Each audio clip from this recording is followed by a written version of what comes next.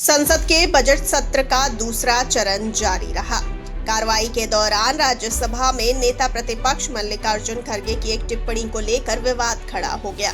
लगातार उन्हें बोलने से रोके जाने के बाद खड़गे ने गुस्से में कह दिया कि क्या क्या ठोकना है, हम ठीक से ठोकेंगे, सरकार को ठोकेंगे।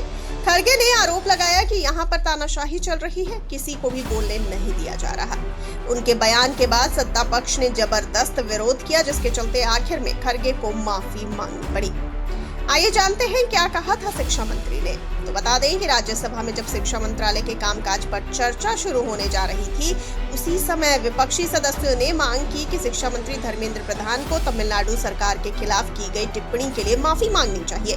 प्रधान ने राष्ट्रीय शिक्षा नीति के तहत त्रिभाषा नीति पर तमिलनाडु सरकार के रुख की आलोचना करते हुए उस पर आरोप लगाया था कि वह राजनीति की वजह से छात्रों की जिंदगी बर्बाद कर रही है। इस टिप्पणी का उच्च सदन में द्रमुक के सदस्यों ने कड़ा विरोध करते हुए प्रधान से माफी की मांग की।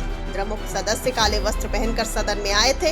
हंगामे के बीच आसन ने खड़गे को बोलने का मौका दिया। उन्होंने कहा कि आज सुबह जब वो बोलने के लिए खड़े हुए थे, उस समय शिक्षा मंत्री सदन में मौजूद नहीं थे।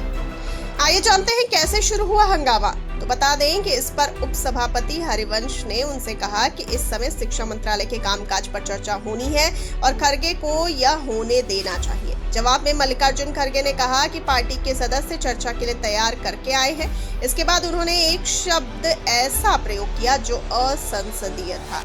इस शब्द का विरोध करते हुए सदन के नेता जेपी नड्डा ने कहा कि नेता प्रतिपक्ष ने आसन के प्रति बहुत गलत भाषा का इस्तेमाल किया है।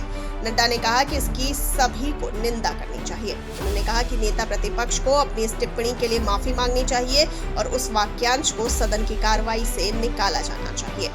इसके बाद खड़गे ने सफाई देते हुए कहा कि उन्होंने आसन के प्रति यह टिप्पणी नहीं की है और अगर उन्हें ऐसा लगा हो तो वो इसके लिए खेद व्यक्त करते हैं। उन्होंने कहा कि उनकी टिप्पणी सरकार के प्रति थी। खड़गे ने कहा, आप देश के एक हिस्से और लोगों के आत्मसम्मान को आहत कर रहे हैं और उन्हें असभ्य कह रहे हैं। मंत्री को इस्तीफा देने के लिए कहना चाहिए।